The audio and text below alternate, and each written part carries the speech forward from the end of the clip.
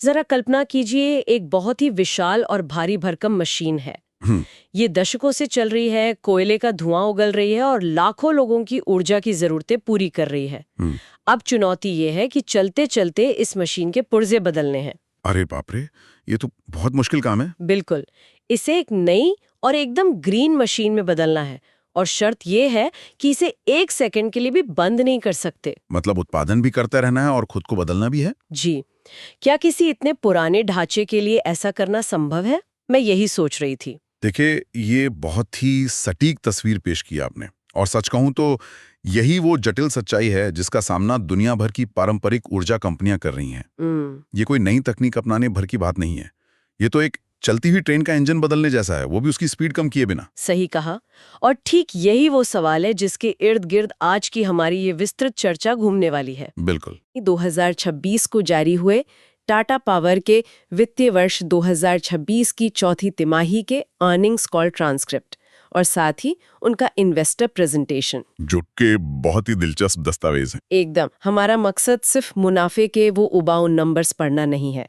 हम उस डेटा के पीछे की कहानी डिकोड करेंगे कि कैसे भारत की सबसे पुरानी पावर कंपनियों में से एक खुद को एक क्लीन एनर्जी पावर हाउस में बदल रही है। मेरा मानना है कि ये चर्चा इसलिए भी अहम है क्योंकि मैनेजमेंट का जो नजरिया है ना, वो बताता है कि कागज वाली रणनीतियां असल जमीन पर कैसे काम कर रही हैं। बिल्कुल। हम देखेंगे कि कैसे उन्होंने घाटे वाले प्रोजेक्ट्स के रिस्क कम किए और भविष्य की सप्लाई चेन तैयार कर रहे हैं। तो चलिए इस बड़े विजन से सीधे जमीन पर आते हैं। जो हेडलाइन नंबर्स हैं वो वाकई चौंकाने वाले हैं। हाँ, रिकॉर्ड तोड़ आंकड़े हैं इस बार। मतलब वित्तीय वर्ष 2026 के लिए कंपनी का जो पीएटी है, यानी प्रॉफिट आफ्टर टैक्स, वो पहली बार 5,000 करोड़ रुपए के पार गया है। अरे वाह! सटीक आंकड़ा है 5,118 करोड़ रुपए। ये पिछले साल से 7.2% ज्यादा है। लेकिन देखिए, ये जो शुद्ध मुनाफा है, ये तो बस एंड रिजल्ट है। तो असली कहानी कहाँ है? अगर बिजनेस की असली ताकत देखनी है तो एबिटा देखना चाहिए, यानी ऑपरेटिंग प्रॉफिट, जो टैक्स और ब्याज चुकाने से पहले की कमाई होती है। बिल्कुल। और टाटा पावर का ये आंकड़ा लगभग 11% बढ़कर 16,090 करोड़ रुपए हो गया है। 11%? ये तो बहुत बड़ा उछाल है। और उनका कुल रेवेन्यू 63,681 करोड़ रुपए रहा। हाँ, और चौथी तिमाही में भी यही स्पीड दिखी। एबिटा 10% बढ़ा और शुद्ध मुनाफा 8%। लेकिन एक सेकंड, अगर आपको ऐसे डीप डाइव एनालिसिस पसंद है तो चैनल फॉलो करना मत भूलना। इन आंकड़ों को देखकर मुझे जिस बात ने सबसे ज्यादा हैरान किया वो ये है कि ये सारे रिकॉर्ड तब बने जब उनका मुंद्रा वाला विशाल थर्मल प्लांट 9 महीने तक बंद पड़ा था। यही कैच है। ये तो गले ही नहीं उतर रहा। मतलब कोई रेस कार दौड़ रही है, उसका एक टायर पंचर है और वो 9 महीने तक उसी पंचर टायर के साथ दौड़ती है और फिर भी रेस जीत जाती है। ये बहुत ही बढ़िया तुलना किया आपने। इतने बड़े प्लांट के बंद होने का असर मुनाफे पर क्यों नहीं दिखा? सवाल बहुत लाजमी है। मुंद्रा प्लांट के बंद रहने का मतलब है कि एक हजारों करोड़ का एसेट कोई रेवेन्यू नहीं दे रहा। उल्टा मेंटेनेंस का खर्चा मांग रहा होगा। एकदम सही। वो बैलेंस शीट पर एक बोझ था। लेकिन फिर भी इतना शानदार प्रदर्शन, ये साबित करता है कि उनका जो कोर बिजनेस है, जनरेशन, ट्रांसमिशन, डिस्ट्रीब्यूशन और रिन्यूएबल एनर्जी, वो अब इतना मजबूत है कि कोई भी एक बड़ा झटका आसानी से सह सकता है। मतलब बाकी इंजनों ने इतनी ताकत लगा दी कि एक इंजन के बंद होने का पता ही नहीं चला। बिल्कुल। तो चलिए उन बिजनेस यूनिट्स का गहराई से विश्लेषण करते हैं जिन्होंने असल में ये मुनाफा कमा कर दिया। जरूर। सबसे पहले उनका सोलर सेल और मॉड्यूल मैन्युफैक्चरिंग बिजनेस। वहां के आंकड़े काफी शानदार हैं। उनका 4.3 गीगावाट क्षमता का जो नया प्लांट है, उसने उम्मीद से कहीं बेहतर काम किया है। हाँ, चौथी तिमाही में ही 915 मेगावाट के मॉड्यूल्स बनाए। लेकिन विश्लेषकों की नजर उत्पादन पर नहीं, उनकी यील्ड पर थी। हाँ, दस्तावेजों में लिखा है कि यील्ड 95% से ज्यादा रही। एक आम इंसान के लिए इस यील्ड का क्या मतलब है? आसान भाषा में समझें तो यील्ड मतलब दक्षता। जब कारखाने में सिलिकॉन या कच्चा माल जाता है तो 95% यील्ड का मतलब है कि कच्चे माल का 95% हिस्सा सफलतापूर्वक बिकने वाले सोलर मॉड्यूल में बदल गया। ओहो, मतलब स्क्रैप या बर्बादी सिर्फ 5%। बिल्कुल। और सोलर पैनल बनाने की प्रक्रिया बहुत नाजुक होती है। जरा सी गलती और सेल टूट जाते हैं। कम बर्बादी तो वर्ल्ड क्लास ऑपरेशन हुआ। सही कहा। और इसी दक्षता की वजह से इस सेगमेंट का प्रॉफिट पिछले साल के मुकाबले 2 गुना होकर 857 करोड़ रुपए हो गया। क्या बात है। और जो रूफटॉप सोलर बिजनेस है जो सीधे घरों और फैक्ट्रियों की छतों पर लगता है, वहां भी कंपनी काफी आक्रामक है हाँ, वहाँ इंस्टॉलेशन सीधे दोगुने हो गए हैं। और प्रॉफिट 499 करोड़ रुपए रहा। देखिए, रूफटॉप सेक्टर में कंज्यूमर सीधे कंपनी से जुड़ता है। ब्रांड वैल्यू काम आती है। बिल्कुल। लोग 25 साल चलने वाला सिस्टम लगा रहे हैं, तो वो ऐसी कंपनी चुनते हैं जो कल भी बाजार में टिकेगी, जैसे टाटा। ये पॉइंट तो बहुत सही है। सोलर की कहानी तो समझ आ गई, लेकिन अब मैं एक ऐसे आंकड़े पर आती हूँ जिसने मुझे सच में कुर्सी से उछाल दिया। अच्छा। नेक्स्ट किस कंपनी का ब्रेकडाउन देखना चाहते हो, कमेंट में बताओ। आपका सजेशन नेक्स्ट वीडियो बन सकता है, कमेंट जरूर करना। वो कौन सा आंकड़ा है? बात हो रही है ओडिशा डिस्कॉम्स की। डेटा कह रहा है कि इसका प्रॉफिट 439 करोड़ रुपए से सीधा छलांग लगाकर 809 करोड़ रुपए हो गया। हाँ, ये बहुत बड़ा जंप है। मुझे यहाँ उलझन है। भारत में बिजली डिस्ट्रीब्यूशन तो हमेशा से घाटे का सौदा माना जाता है ना। बिजली चोरी, बिलिंग ना होना, फिर अचानक ओडिशा में इतना बड़ा मुनाफा कैसे? आपकी उलझन जायज है। ऐतिहासिक रूप से ये सेक्टर एक ब्लैक होल ही रहा है। तो क्या जादू हुआ वहां? कोई जादू नहीं, विशुद्ध रूप से तकनीक और सख्त मैनेजमेंट। डेटा बताता है कि उन्होंने ओडिशा में 8,10,000 स्मार्ट मीटर लगाए हैं। बस मीटर बदलने से इतना बड़ा वित्तीय बदलाव? बात सिर्फ प्लास्टिक का डब्बा बदलने की नहीं है। तो स्मार्ट मीटर पूरे सिस्टम को डिजिटल और पारदर्शी बना देते हैं। पुराने मीटरों से छेड़छाड़ आसान की। कंपनी को पता ही नहीं चलता था कि बिजली कहाँ जा रही है। अच्छा, और smart meter real time data server को भेजते हैं? एकदम सही। इससे सटीक बिलिंग होती है, इंसानी दखल खत्म हो जाता है।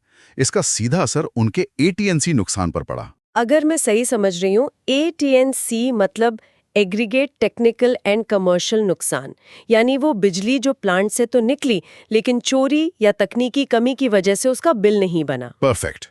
और मैनेजमेंट ने इस साल इस नुकसान को 2% तक कम करके 15.5% पर ला दिया है। सुनने में 2% मामूली लगता है, लेकिन जब आप लाखों मेगावाट बिजली की बात करते हैं, तो उस 2% की लीकेज रोकने का मतलब है कि सैकड़ों करोड़ रुपए सीधे कंपनी की जेब में। वाह, ये साबित करता है कि सही नियत और तकनीक हो तो बिजली वितरण घाटे का सौदा नहीं है। बिल्कुल। बाल्टी के सारे छेद बंद कर दिए उन्होंने। छेद बंद करने से मुझे वापस उस पंचर टायर की याद आ रही है, मुंद्रा थर्मल पावर प्लांट। हाँ, जो गले की हड्डी बना हुआ था। आयातित कोयले की कीमतों और राज्यों के साथ फिक्स्ड रेट वाले समझौते कंपनी का खून चूस रहे थे, लेकिन कॉल ट्रांसक्रिप्ट पढ़कर लग रहा है जैसे ये समस्या रातों रात सुलझ गई। ऐसा ही हुआ है।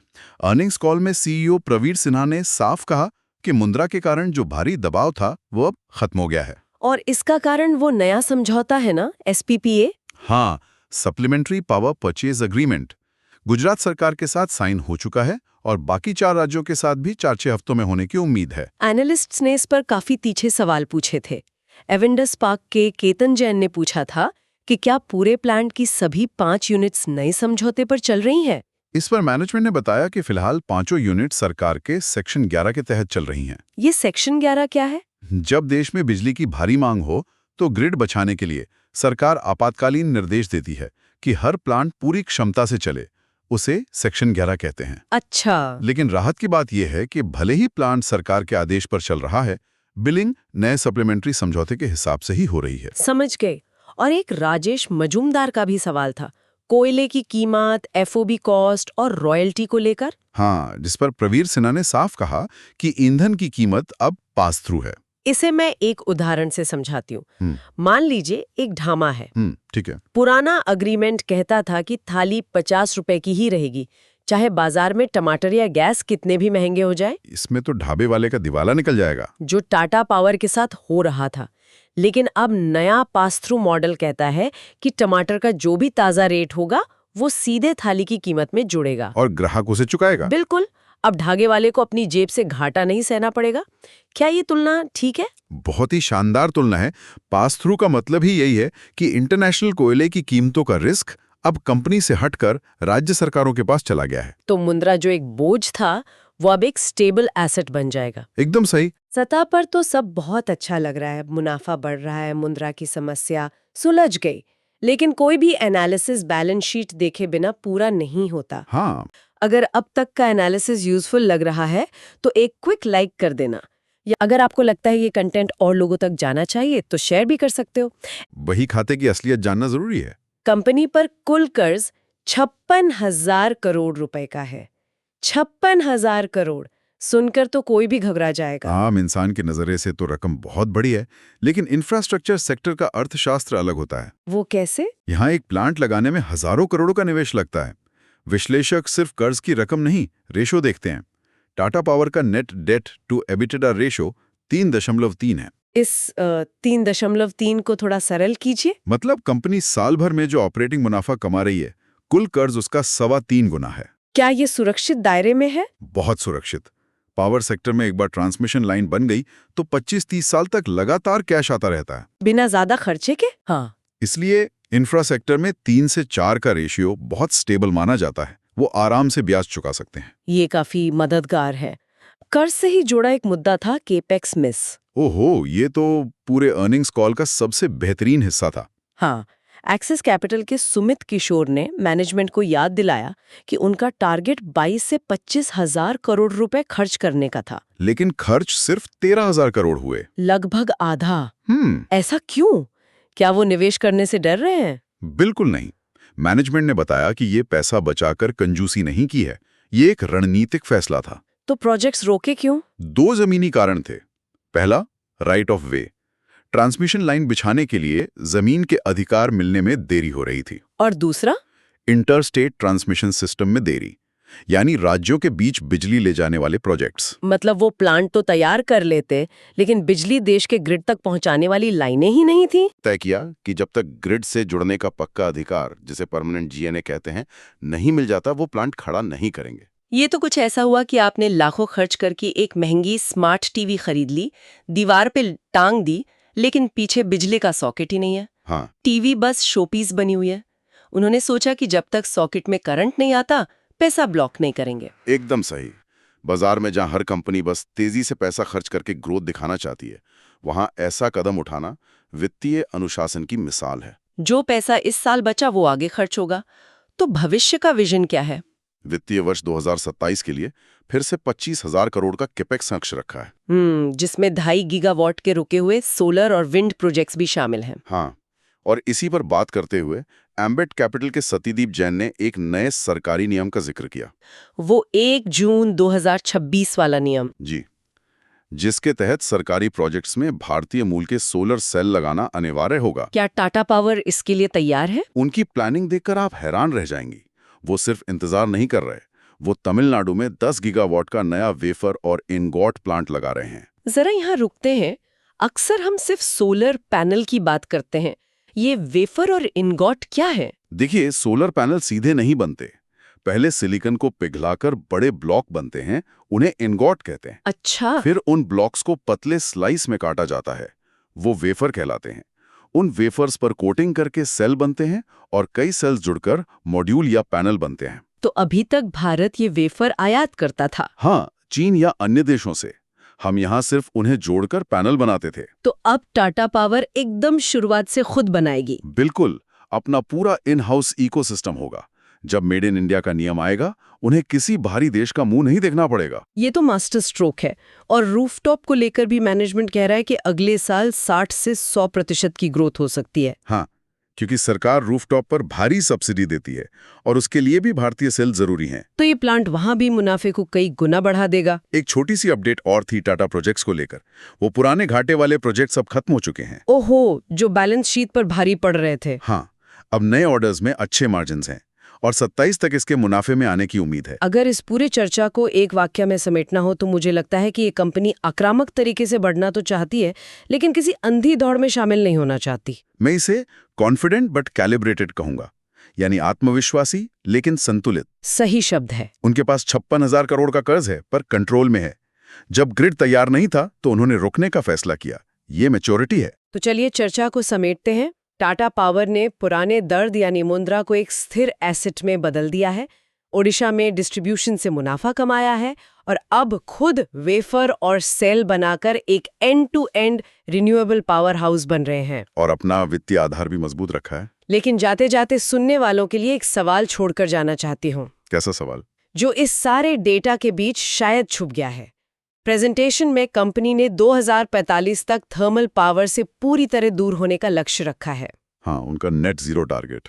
लेकिन आज भारत और दुनिया में डेटा सेंटर्स और एआई का बूम आ रहा है। इन सेंटर्स को 2400 घंटे बिना रुके एक समान बिजली चाहिए। जिसे बेस लोड पावर कहते हैं। बिल्कुल। और फिलहाल वो बेसलोड स्थिरता सिर्फ कोयले या न्यूक्लियर से आती है, क्योंकि सूरज हमेशा नहीं चमकता और हवा हमेशा नहीं चलती। पॉइंट तो है। तो सवाल ये है कि क्या एआई और डेटा सेंटर्स की ऊर्जा की भूख भारत के ग्रिड को इस बात की इजाजत देगी कि टाटा पावर इतनी जल्दी कोयले से मुंह मोड़ लें? ये बहुत बड़ा विरोधाभास है। क्या उस पुराने मशीन के पुर्जे बदलने की प्रक्रिया रोककर कुछ पुराने पुर्जे वापस लगाने पड़ेंगे? ये निवेशकों को आने वाले समय में जरूर देखना चाहिए। हरित ऊर्जा के आदर्श और बाजार की कठोर सच्चाई के बीच का ये टकराव भी भविष्य तय करेगा। इसी विचारोत्तेजक सवाल के साथ हम आज की इस विस्तृत चर्चा को यहीं विराम देते हैं। हमारे साथ जुड़ने के लिए बहुत बहुत धन्यवाद।